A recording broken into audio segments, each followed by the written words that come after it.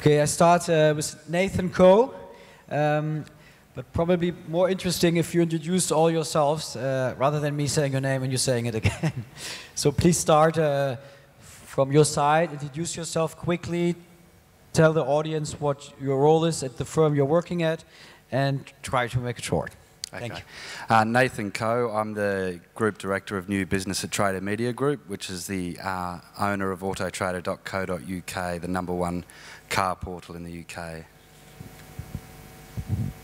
I am Andrea Piccioni, and I founded the co-leading real estate site in Italy called Immobiliare.it, and also the leading insurance brokerage site is another business. Hi, this is Burak Ertas. I'm the CEO of Sahibinden.com. Sahibinden.com was founded late 2000, early 2001, and it's the #1 horizontal classified site in Turkey. Hello, I'm Roland Tripard. I'm the CEO of SeLoger.com, which is the leading online marketplace for real estate in France. Hi, my name is Göttsch. I founded Experteer 5 years ago, and we established a category in jobs, the high-end category in jobs, addressing the top 10% of the market, and we're monetizing that on the consumer side with subscriptions and with classified and SaaS model on the B2B side, and we're the first and only one to do that in Europe. Hi, I'm Hadjigeorgiou. I run XC, which is the #1 classifieds player in Greece. And I also founded and run Golden Group, which is the leading flash sale model in Southeastern Europe with group buying and private clubs. Okay, so we have a quite diverse group across the segments, cars, jobs, real estate. We have very mature markets like the UK, and we have very emerging markets like Greece. And to start this panel, obviously we talk about pricing, so it's helpful to know what your prices are. Now I know it's a bit of a confidential information, so we're trying to leave it quite broad. And I would say, when I ask you the question what the average price is for all your listings, we say below €5, from 5 to 10, or above €10. And I think for Experteer, it's going to be a consumer-driven price, so it's a little bit different, I know. But why don't we start and also tell us a little bit about the last price increase you did in terms of percent. We had tried to research it with some success. And tell us how you see price as a way to drive your business. Maybe we start this time on that side. Yeah, so I think our case is a little bit different because actually our average price listing, price for our listing is 0, right? And the reason for that is actually we transformed a print company, which was leader in print, but it was basically declining, and we're transformed to be the leading online classifieds player. So our strategy has been to focus primarily in building audience leadership and basically liquidity, because if you do the study, and Mark has done, I'm sure, the largest the distance the first player has from basically the second player in the classified markets, the highest then the price eventually they can charge, and the higher the EBITDA margin. So in our case, our focus in the last 2 years has been to really increase our leadership from basically all other players in the market, and we had some very, very strong companies like Schibsted entering the market, and that has been the focus so that we can in turn increase our price afterwards. So we're now at a place where we can actually start increasing our price with hopefully less than 14 people churning. Thank you. So we played a lot on pricing over the years, especially at the beginning. We said the entire B2B side is free. Companies can post for free. It costs nothing. And we charge the consumer side, and consumers are paying €29.50 a month to be found in the database by recruiters. So that's our consumer pricing. And then in the last 18 months, we started to go from free to freemium to pay for only on the B2B side. And we went from, and free was hard. We thought free would tip the market. It did not. And it wasn't important for us because the consumer business was our core. And then we went from free to a freemium model where companies could pay like 100, 200 euros a month, and it could even be on a subscription base. So we really played with pricing. And the interesting finding was it didn't matter much, and then suddenly we kind of went from a freemium to a pay-for model only with companies going to 700 euros, and that's our old price. Today was a price hike. We hiked it to 1,000 today in Germany, similar in Switzerland, while in Spain we're very cheap, and in Italy. So the prices are very, very different. So the prices we showed earlier are representative of what you just said, the 700. Absolutely, and I can tell you what depends a bit on the market, what the industry prices are, the effective prices. It's about $300 at Monster in the US for average price per posting. And if you translate that into media-type currency, it's completely crazy, because they may get like 600 views on a posting. That translates to cost, like effective cost per thousand, that are completely off the chart. Maybe like $1,000 or something for as an effective CPM. Well, normally advertising is more like 10. Okay. Thank you. Well, needless to say that I'm very happy that you could not find what were exactly our prices like that. But there is no secret about it. The average price per listing per month is around 6 to 7 euros. But just one basic idea behind that, it's a combination of 10 to 12 in the Paris area and 4 to 5 in the regions, which has a meaning. Because the idea is that the amount that the real estate agents are capable of paying depends on the amount of the commission that they're going to make when selling the properties. About pricing up and having priced up regularly over the years, if we look back, we've been increasing the average revenue per customer of about probably around 10% every year. So it's not the impressive 29 that you could see for ImmoScout. But if you look at how fast the audience has been growing, how many new services we've been delivering, in the end, it's a good deal. Okay, thank you. By the way, I found out that Le Figaro, I think in Paris, charges 5 times more than the other newspapers with 250 euros. So the geographic focus is quite important. But those are, I think, mainly consumer-driven. It's a French thing, I guess, right? But well, and if you look at the number of pages that you have in Le Figaro with real estate listings and the speed at which it's decreasing, I guess it's not the right pricing strategy. Thank you. Well, from the day we were founded, we've always been a freemium site, meaning that basic listing for a consumer is free. But we do upsell other products to the listings of consumers. Recently, we made a limitation to the number of listings in some certain categories. So if you're a consumer that is listing more than one house, for example, then you'll have to pay around 10, 12 euros a month. For the professionals, there's a subscription fee. It varies between maybe 400 euros to 600 euros a year. A year? Yeah. Which we have to divide by 12 to get to comparison to what we saw on the slide. Yeah. What's the most impressive thing about Sahibinden?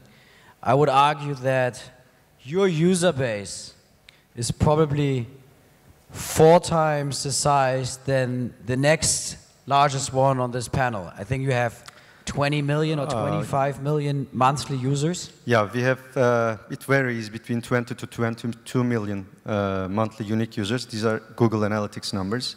Making 65 million visits a month with a total of 2 billion page views a month. Which means you're, in terms of, if you put it in the Facebook context, how many users does Facebook have in Turkey? You know it by any chance? Or? Yeah, but basically in Turkey, Facebook is the internet. We have 28 million accounts and 28 million so internet your penetration is extremely high, and thinking about buying cars, moving houses and finding jobs, it's not something what we do every day, like checking a Facebook message board. So you are there, you're highly penetrated, and as internet is, and we learned it from Greece, usually start free, you build critical mass, and pricing comes anyway, because you know you have the transactions coming through the platform. Let's go to beautiful Italy. Our price is between 2 and 2.5 euros per listing per month. It's very low, but it has been, when we started, was like half an euro. So it's been increasing a lot. We actually increase prices twice a year, 15% every 6 months. And still it's very low, so I can imagine, we have 50% of all real estate agencies in Italy paying. So there is the other 50% still to be coming. And I expect healthy development of revenue in the next few years. Thank you. So in our case, it's a little bit different because we are one of the few players that's migrated from a publishing world to an online world. So the model that we had in the publishing world was very much pay to list per item. So we don't have an all-you-can-eat pricing model. And when we started online, we basically started with quite a low price that over time has gone up towards parity with the magazine prices, although it's still below it. In terms of absolute price, you can go on the web and see what our trade price is for non-contract customers, and that's actually around £24 for 2 weeks. Now, our contract customers have a range of discounts depending on how many cars they place with us. And price has been a key part of the way that our business has grown. It's been partly through migrating spend online, and in other part, we do a lot of bundling of new products in when we increase prices. So we do try to add value to a customer, increase the conversion to leads, and at the same time that's combined with when we review our pricing once a year. Okay, so let's summarize. This sounded like an 80 euros for car announcement in the UK per month. I mean, that's per car. Per car. Okay. Unless you have 2 you want to sell. Then you have in Italy, 2 to 3 you said. Turkey seems like you just introduced pricing. It's kind of new. France was around the 10 euros. This was kind of a consumer model. And in Greece, there are a lot of things free these days. Now, that's very interesting. I have 2 more topics, and we have another 25 minutes to tackle those. When we talk about success in classified, one thing comes to mind is software. And Auto Trader is an example in the industry, and when I was a banker at Lehman, I looked at this company for many, many years, and we were amazed because we did look at price already 5 years ago. eBay Motors tried to attack you.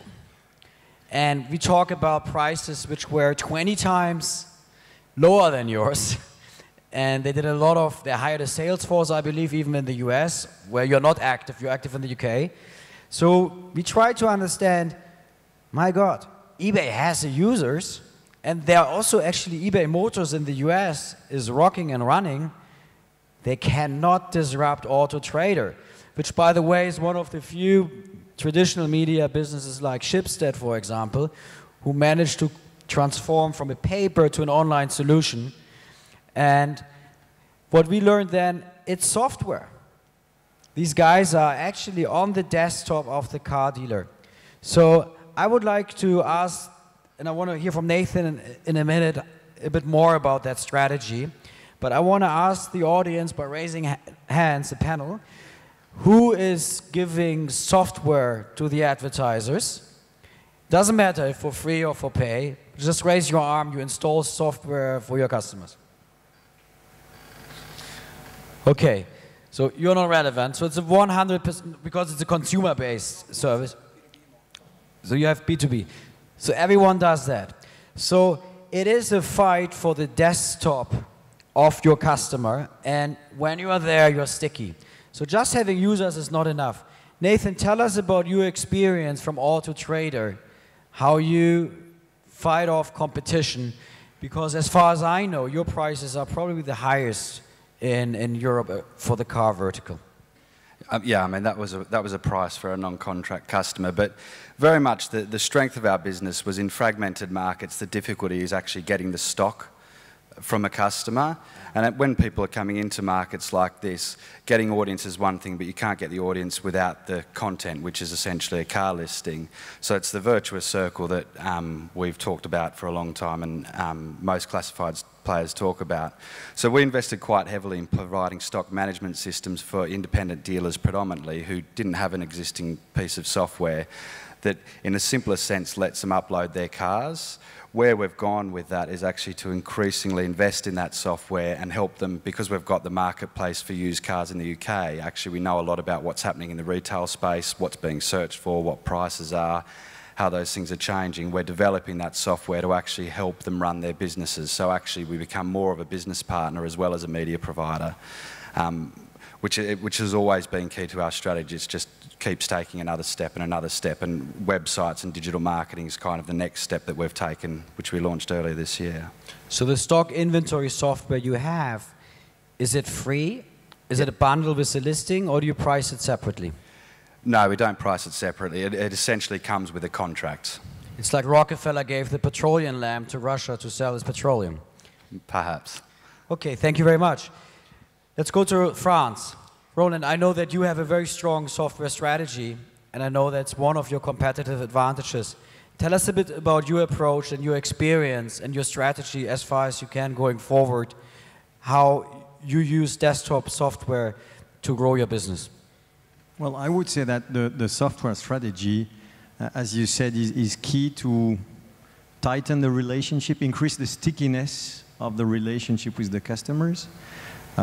It's also key because obviously it's an ASP software, so it's in that software that the listings appear.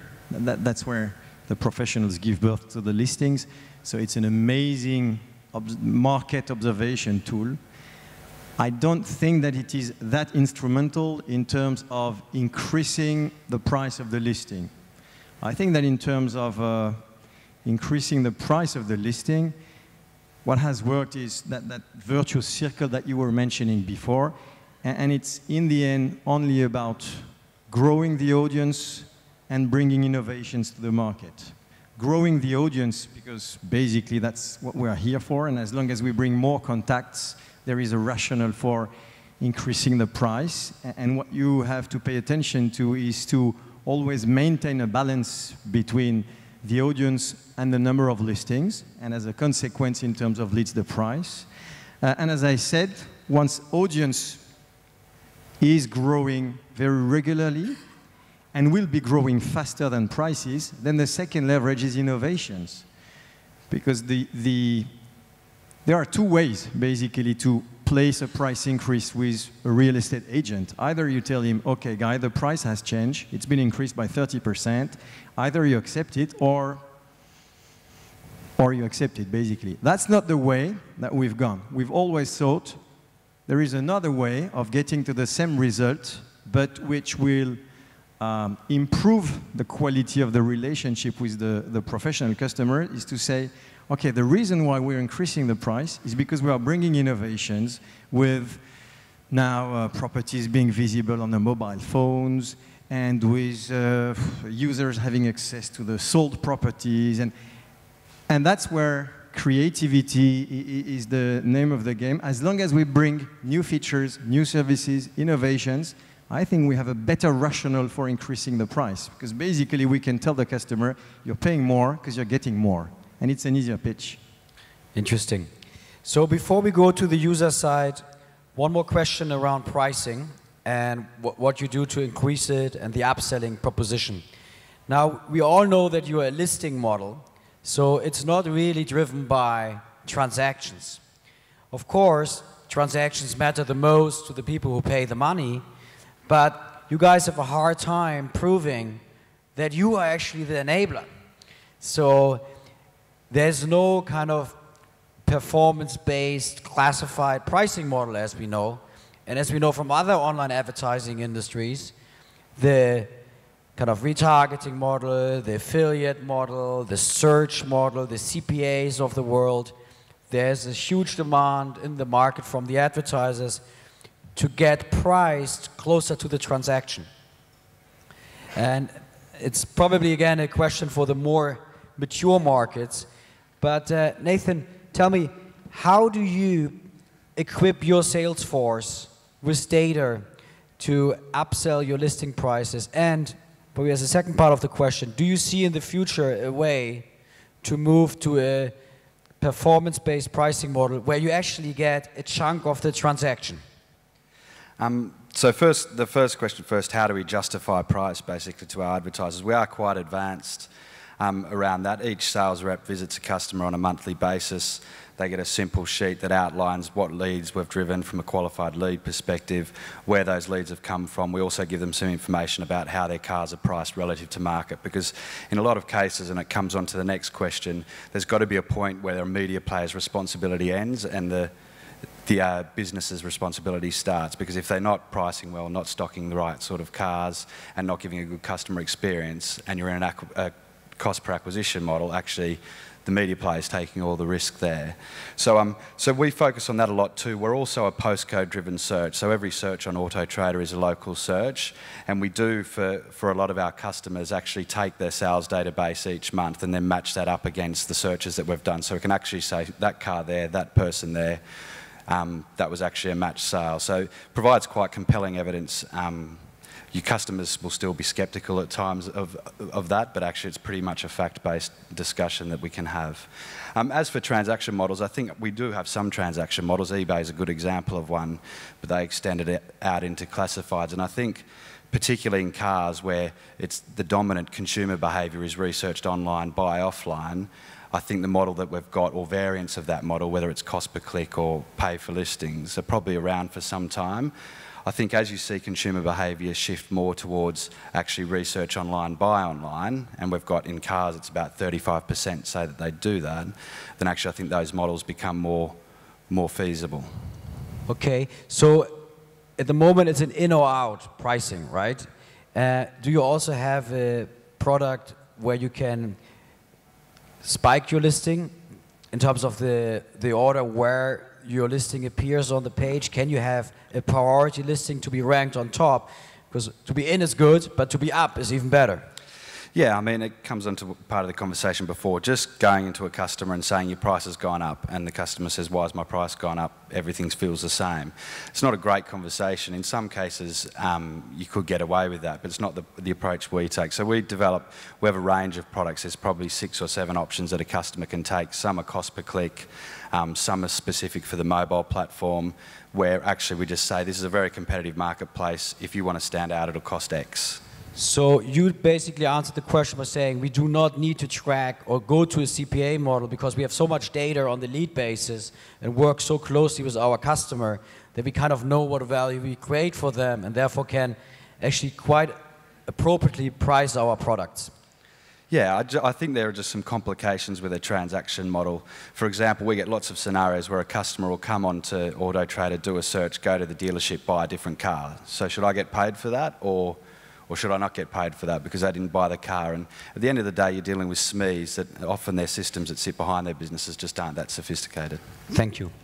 Roland, how is it in France? Do you see a chance of ever getting a percentage? What does a real estate agent make in Paris? Is it 4%, 5% of the transaction? Yeah, in the range of 4.5% to 5% commission. Would you like to get 1% out of the 5? Can we do that? No, well, that's not our strategy. We feel very happy with the pricing model as it is now, so a media pricing model with the guys paying in advance depending on the number of listings that they place with us. But apart from that, no correlation between what they are paying and the transactions. And I don't see any pressure towards that model so far. The pressure that we see, and actually the pressure that we are putting on the market, is that to better measure the efficiency of the service that we are delivering. So yes, very similarly, we're investing a lot in tracking systems and back office systems that we provide to the customers so that they can effectively better measure the number of contacts, the number of leads, and so forth. But this, so far, does not translate into pressure to move to a price per transaction model, and we would definitely not push for that. Thank you very much. So let's come to the user. Let's leave price. Maybe I asked you too many questions on price. And Facebook obviously is an important factor. We know Zillow in the US, which recently IPO'd at a nice valuation, used to have a data strategy of just selling data. focusing on the user. Now they have the user. Now they're actually offering real estate agent to list. So they started with a completely different model, and now they're going to the model where the money is. Tell me, probably starting in Greece, what are you doing for the user, and do you have a social strategy, and do you sell data?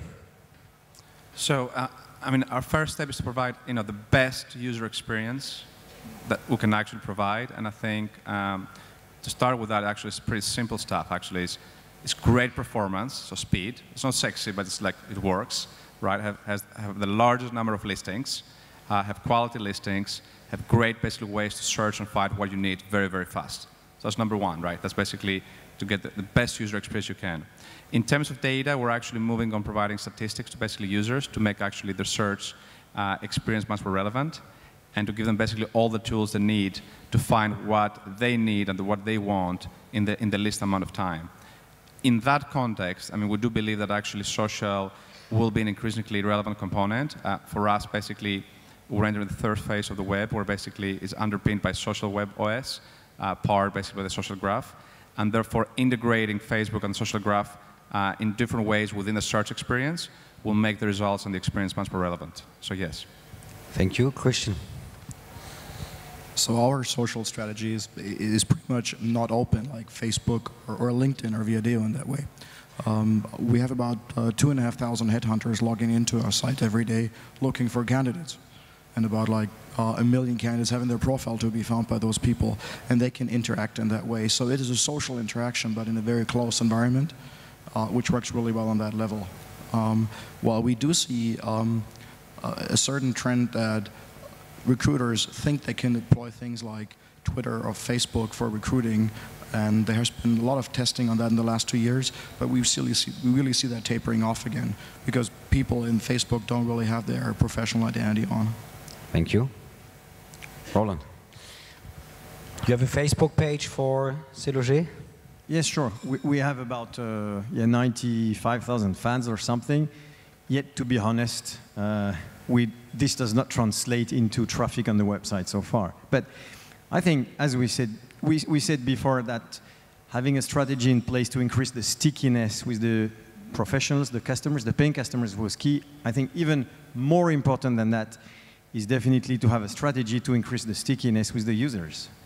And that's something in our models, because the revenue is stemming 100% from the professionals. We tend to talk a lot about what we do with professionals. But what is absolutely key is to have in mind that everything starts with the end users.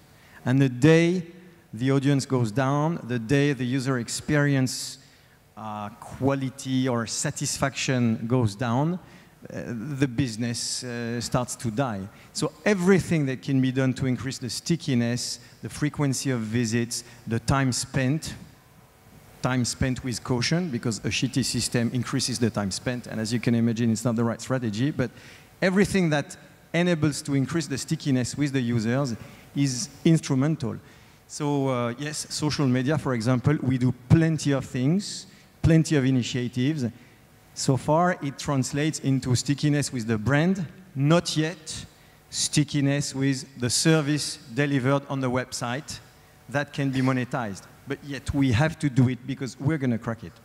Thank you. How is it in Turkey? I hear that Turkey is the fourth biggest country for Facebook in absolute terms. Yeah, that's right. Facebook is some giant that no internet player in Turkey can look behind. So we're active in both in Facebook and Twitter. What we do is actually, I could divide it in three parts. One is enhancing the user experience by integrating social graphs and Facebook to the platform itself, as George said, to better the user experience. So this is integrating product features with Facebook. The second part is, of course, generating traffic from Facebook and Twitter, where enabling the consumers or the buyers, let's say, and sellers be able to share their listings, like the listings, so that they're posted on their walls while people look at them and generate traffic to our site. Actually, our traffic is mainly organic. 70% of our, between 65 to 70% of our traffic comes directly to Sahibinden.com by typing in Sahibinden.com to the browser or typing in Sahibinden.com to Google. So other than that, we have SEM traffic and Facebook traffic. Facebook traffic is rapidly increasing, and it's probably going to pass SEM traffic. Third, we have our Facebook page. We have close to 330,000 followers right now. We didn't do, well, I would say so-called campaigns to increase the number of followers because we don't believe in the numbers in itself. Initiated by giving out stuff to people just to like your page. But it's mainly used for, as you said, brand stickiness, the involvement in interactive media. We had some polls there. We get very good feedback from what we put on our Facebook page. We also had a, well, kind of a poll/game type of thing. We gave out some presents like Sony PlayStations or whatsoever to the first 3 that did that. It was a price guessing game, actually, from the actual listings on our platform. So close to more than 100,000 people attended that in a time of month, and it was a very good interactive campaign, actually. Right. Italy is known for a very chatty culture. How do you use viral marketing in your country? I would say Facebook we use mostly to attract agencies into our site because we offer agencies presence into Facebook. Not very much for traffic into our site. In terms of user experience, we try to offer qualified content to our users. We have the biggest database, price trends by zip code, for example, but also question and answers with, on relevant topics for real estate and this sort of involvement. So we try to be, let's say, a very relevant site for real estate seekers. Thank you. Nathan. From a social perspective, I mean, we work with Facebook to try and understand how you can tap into this thing that is the Open Graph API and actually enhance the search experience. And I think there's still some way to go. Facebook is still working through that. So I don't think there's any clear way for a classifieds business where you have transient content to necessarily use Facebook to enhance that search experience, because everything is about like, and it's hard to like something that is here today and gone in 4 weeks' time. But we're still looking at that. I think from a social perspective, probably the biggest thing we've seen is that you know, if the social web is about hearing from people like me, we've implemented owner reviews on our site so people can look at cars and get reviews on that car from people like them. And that's probably some of the most searched for content on Auto Trader aside from cars. So I'd say that's probably, we're as much about socialising our own site as we are interacting with kind of the external social web. Thank you. Let's talk about meta search as the last question. And it's one of my favorites because when we look at how you guys acquire customers on the user side and not on the advertiser side, we do see huge price discrepancies by channel. So we looked at the prices on Google, how much are keywords, AdSense, AdWords, and how much you can actually acquire users for when you go to, let's call them the non-traditional channels. And there are companies like Trovid in Spain, for example, which has, I believe, 40 million monthly users, which is a classified aggregator of listings. And they sell leads to your sites at a fraction of Google pricing. Now, I know historically they scraped listings and some people said, oh, they steal them, the users. But today, it seems to me that they are much more integrated in the supply chain in the classified industry, and you do buy traffic of them. Tell me how you see the aggregators, and are you going to buy more traffic through them, giving the pricing arbitrage to Google? Maybe Roland, who traditionally, I think you had an aggregator in your country called Jacquard's, and I think there was even a lawsuit, and you wouldn't open up your listings to them. Has the thinking been evolving, given Google price increases? There are indeed, there has been lots of such companies operating or trying to operate in France, the Yakas, Donkeys, Immobilio, Trovit, plenty of those. We've constantly been testing what we could bring to us, and so far it still represents less than 0.1% of the traffic on the website. So it's really just as a matter of very, very marginally speaking on, I guess the only business on which we're using it is the vacation rentals business, because in certain areas, it's a good way to acquire traffic. As far as the bulk of our activity is concerned, so traditional residential real estate, because the content and the exhaustivity of the database of property that you could find on SeLoger is that superior to all the other players, it definitely is not in our interest to provide that content to another player. So I don't see any reason why we would move to them, unless, as I said before, very pragmatically speaking, for a given area or a certain type of properties, target groups, it's the cheapest way to get the audience. Interesting. So you use them opportunistically in niche areas. How is it with real web? Are you using aggregators to drive traffic? I think in Italy you have an interesting market where you have like 2-3 players fighting for the real estate classified opportunity. Is Trovit giving you an edge?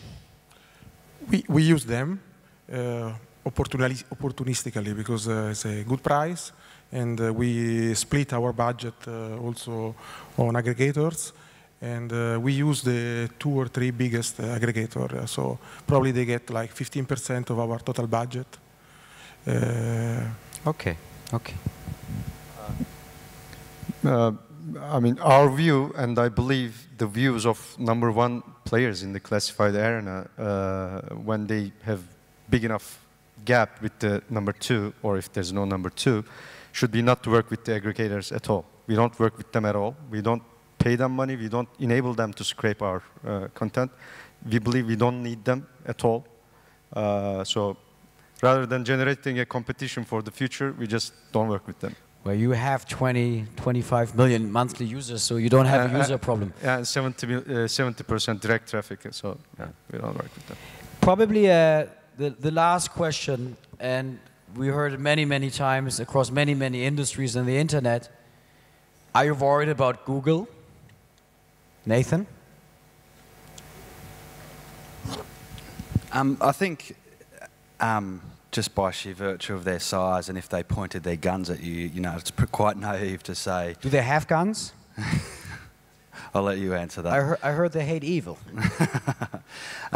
So I think, look, Google is someone that I think you've always got to keep your eye on. They've played around in vertical markets, as have Facebook. I think one thing that's changed over the last few years is those guys look like they're probably going to keep each other amused for the next few years, playing out a general search game. And is that game more social-based, or is that game more algorithm-based? But I think we see as much opportunity in Google. There's still a huge volume of searches we see for cars, for example, in the UK, and when we talk about aggregators or where to look, we'd much rather invest our time in search engine optimization, capturing those searches and pointing them to the content that we've got than fighting against Google. So I'd say, yeah, still wary, but not the same as when we were back in the Google-based days. Okay, who else wants to say something to that question? I mean, I think it comes back to your question about the aggregators, and I think the answer changes actually by vertical. So a lot of the classifieds verticals have stronger or weaker network effects. So the jobs market has, I think, weaker network effects. The real estate and cars market probably has more strong network effects because it's much more fragmented.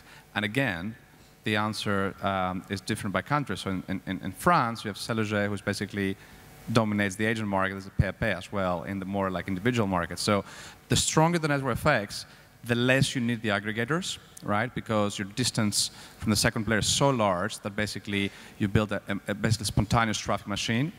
And therefore, I think the less threat you have from players like Google, which actually the strategy right now is actually to be more a search place and a search engine, therefore like an aggregator. Thank you. So, sorry for bombarding you with all these questions, but you can see we're really interested, and it's a perfect opportunity to get some information we would probably normally not get. Why don't we ask one or two questions out of the audience? I see a hand rising there quite strongly. There's a microphone coming. Hi, my name is Tim Strucker. I'm the owner of Classified for luxury watches. And my question is, I think you all do standard listings and also sell for premium. What are the key features that drive the most revenue to you in terms of premium? It's a question we touched earlier on a little bit. Nathan, you want to expand on what premium there is, how many people take it, what's the price upside, etc.? Just that. I think the biggest thing that drives it all comes down to response. So when we sell our premium products, generally the argument goes something like, you can increase the number of leads by 50% and it'll cost you 20% more. Clearly in a search world, the easiest way to do that is by playing with your sort order. Now, it opens up a whole Pandora's box of questions there. We've stuck to pretty simple models at the moment. We've got a standout product at the top of the listing, which is called featured listings. That's a cost per click model. That's probably one of our bigger products. Then the other two is changing the way the listing looks. So sometimes you find things like color wash, whether you put thumbnails on there, all can have quite a dramatic impact on response. And then the way we play with mobile. So we offer a standout product, particularly on our mobile, which is obviously growing quite quick. But I think the big thing with response is it's down to the way users use your site, and the best way to test that is through things like multivariate testing and A/B testing, because you'd find that tweaks that you don't think make sense can sometimes make a very big difference, and then it's just putting the story together around response. Okay, I think we have to go to the next panel, and it's not going to be very different to what we're discussing. It's about traditional media, and obviously traditional media, well, you tapped into a market of traditional media, so we're going to talk more about disruption in the industry. So thank you very much for the exciting answers of the panel. Two remarks.